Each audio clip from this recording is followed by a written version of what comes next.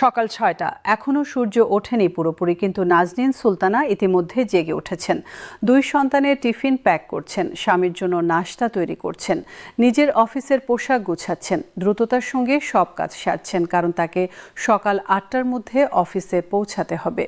নাজনীন সুলতানা একজন সহকারী commissioner, BCS প্রশাসন ক্যাডার, কিন্তু তার দিন শুরু হয় একজন গৃহিণীর মতো আর শেষ হয় মধ্যরাতে, সব দায়িত্ব শেষ করে। আজকের এই বিশেষ প্রতিবেদনে আমরা দেখব নবম পে স্কেল নিয়ে নারী সরকারি কর্মচারীদের অভিজ্ঞতা, সংগ্রাম এবং প্রত্যাশা, যা কখনো খবরের শিরোনাম হয় না, কিন্তু যা জানা অত্যন্ত জরুরি। বাংলাদেশের সরকারি চাকরিতে নারীদের অংশগ্রহণ বাড়ছে। বর্তমানে প্রায় ৩ লক্ষ নারী সরকারি কর্মচারী আছেন। এটি মোট সরকারি কর্মচারীর প্রায় ২০%। কিন্তু এই নারীরা মুখোমুখি হন এমন কিছু চ্যালেঞ্জের, যা পুরুষ সহকর্মীরা হয়তো কখনো ভাবেনও না।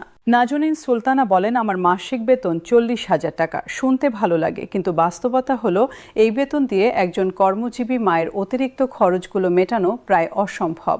আমার ২ সন্তান, একজনকে ডে কেয়ারে রাখতে হয় মাসিক ৮,০০০ টাকা খরচ, বড়জনের স্কুলের পর একজন আয় রাখতে হয় ৫,০০০ টাকা।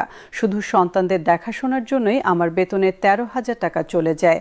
এটা পুরুষ কর্মকর্তাদের ভাবতে হয় না। তিনি আরও বলেন, আমার স্বামীও চাকরি করেন, কিন্তু তিনি যখন অফিস থেকে ফেরেন তার কাজ শেষ, আমি যখন ফিরি আমার কাজ শুরু হয়।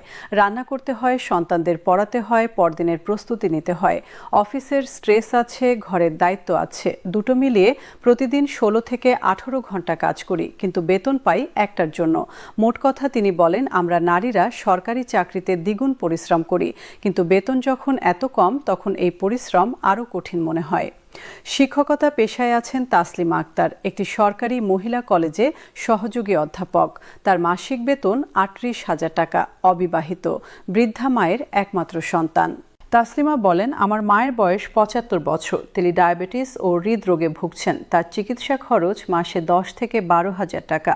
আমার নিজের একটা স্বাস্থ্য সমস্যা আছে, হরমোনাল ইমব্যালেন্স। এর জন্য প্রতি মাসে ডাক্তার দেখাতে হয়, ওষুধ কিনতে হয়, খরচ হয় ৫-৬ হাজার টাকা। নারীদের এই বিশেষ স্বাস্থ্য খরচগুলো সরকারি চিকিৎসা ভাতায় আসে না। তিনি বলেন, আমি বিয়ে করিনি কারণ মাকে দেখাশোনা করার জন্য আমার পুরো সময় দরকার, কিন্তু সমাজ আমাকে চোখ টিপে দেখে। মানুষ ভাবে আমি হয়তো কোনো সমস্যা আছে বলে বিয়ে করিনি। কেউ বোঝে না যে একজন নারী সরকারি কর্মচারীর বেতন দিয়ে নিজের এবং মায়ের দুজনের খরচ চালিয়ে বিয়ে করা কতটা কঠিন।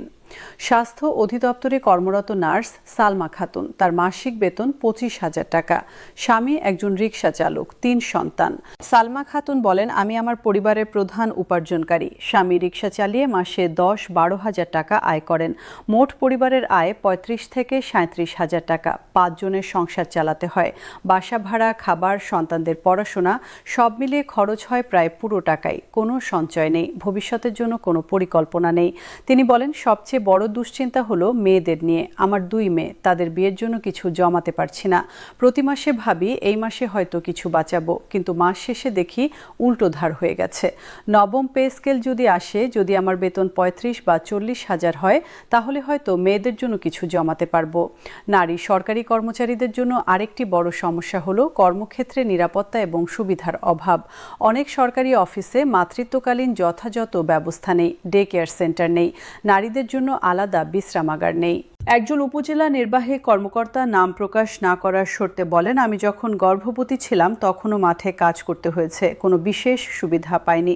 প্রসবের পর মাত্র ৬ মাসের ছুটি পেয়েছি। এরপর শিশুকে ঢাকায় রেখে দূরের জেলায় পোস্টিং নিতে হয়েছে, কারণ পোস্টিং বাতিল করলে ক্যারিয়ার ক্ষতিগ্রস্ত হবে। এই মানসিক যন্ত্রণা কতটা কঠিন তা একজন মা ছাড়া কেউ বুঝবে না। তিনি বলেন, আমার বেতন যদি ভালো হতো তাহলে হয়তো একজন ভালো আয়া রাখতে পারতাম, যিনি সন্তানের যত্ন নিতেন, অথবা পরিবারের কাউকে বেতন দিয়ে সন্তানের দায়িত্ব দিতে পারতাম, কিন্তু কম বেতনের কারণে এই সুবিধাও পাচ্ছি না। গবেষকরা বলছেন, বেতন কাঠামোতে লিঙ্গ সমতার দিকটি বিবেচনা করা হয় না। একজন নারী কর্মচারী এবং একজন পুরুষ কর্মচারী একই পদে একই বেতন পান, কিন্তু নারীদের বাড়তি খরচ আছে যা স্বীকৃত নয়। ঢাকা বিশ্ববিদ্যালয়ের নারী ও জেন্ডার স্টাডিজ বিভাগের অধ্যাপক ডক্টর নাসরিন বলেন, নারীদের স্যানিটারি প্রোডাক্টের খরচ আছে, মাতৃত্বকালীন অতিরিক্ত পুষ্টি খরচ আছে, চাইল্ড কেয়ার খরচ খরচ আছে, এসব খরচ পুরুষদের নেই, কিন্তু বেতন কাঠামোতে এই পার্থক্য বিবেচনা করা হয় না, ফলে বাস্তবে নারীদের হাতে কম টাকা থাকে। তিনি আরও বলেন, নবম পে স্কেলে যদি সত্যি নারী কর্মচারীদের কথা ভাবা হয় তাহলে কিছু বিশেষ ভাতা যোগ করা উচিত।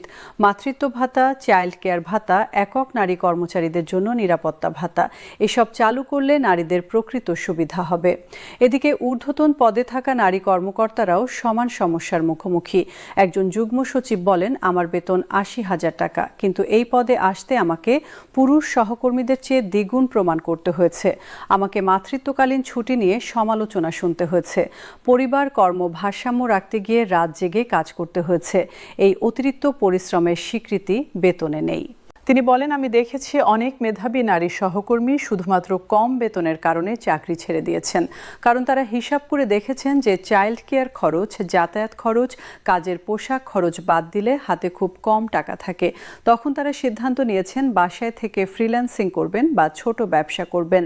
বাংলাদেশ মহিলা পরিষদের সাধারণ সম্পাদক বলেন, সরকারি চাকরিতে নারীদের অংশগ্রহণ বাড়ানোর জন্য শুধু কোটা সংরক্ষণ যথেষ্ট নয়, তাদের ধরে রাখার জন্য বেতন ও সুবিধা বাড়াতে হবে।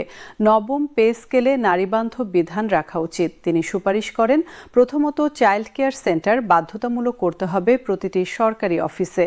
দ্বিতীয়ত মাতৃত্বকালীন ছুটি ১ বছর করতে হবে এবং এই সময় পূর্ণ বেতন দিতে হবে। তৃতীয়ত নারী কর্মচারীদের জন্য বিশেষ স্বাস্থ্য ভাতা চালু করতে হবে। চতুর্থত নিরাপদ যাতায়াত ভাতা বাড়াতে হবে। পঞ্চমত একক নারী কর্মচারীদের জন্য আবাসন সুবিধা নিশ্চিত করতে হবে। নাজনীন সুলতানা বলেন, আমরা নারীরা দেশের সেবা করতে চাই, আমরা প্রমাণ করতে চাই যে আমরা সক্ষম, কিন্তু এই সক্ষমতা প্রমাণ করতে গিয়ে আমাদের পরিবার, স্বাস্থ্য, ব্যক্তিগত জীবন সব ত্যাগ করতে হচ্ছে। নবম পে স্কেল যদি আসে এবং সেখানে যদি নারীদের বিশেষ চাহিদার কথা থাকে তাহলে হয়তো আমরা কিছুটা স্বস্তি পাব। তাসলিমা আক্তার বলেন, আমি চাই না বিশেষ সুবিধা, আমি শুধু চাই আমার কাজের ন্যায্য স্বীকৃতি। আমি যে পরিশ্রম করি তার মূল্য পেতে চাই, আমার বাড়তি দায়িত্বগুলোর জন্য বাড়তি সহায়তা চাই। সালমা খাতুন বলেন, আমি স্বপ্ন দেখি একদিন আমার মেয়েরাও সরকারি চাকরি পাবে, কিন্তু তাদের যেন আমার মতো কষ্ট করতে না হয়, তাদের যেন যথাযথ বেতন ও সম্মান মেলে। বাংলাদেশে নারীদের ক্ষমতায়ন নিয়ে অনেক কথা হয়, কিন্তু যে নারীরা ইতিমধ্যে ক্ষমতায়িত হয়েছেন, সরকারি চাকরিতে এসেছেন, তাদের সহায়তা করা কি আমাদের দায়িত্ব নয়? নবম পে স্কেল শুধু বেতন বৃদ্ধির ঘোষণা নয়, এটি হতে পারে নারী সরকারি কর্মচারীদের জীবন পরিবর্তনের একটি সুযোগ। প্রশ্ন হলো, আমরা কি সেই সুযোগ কাজে লাগাবো?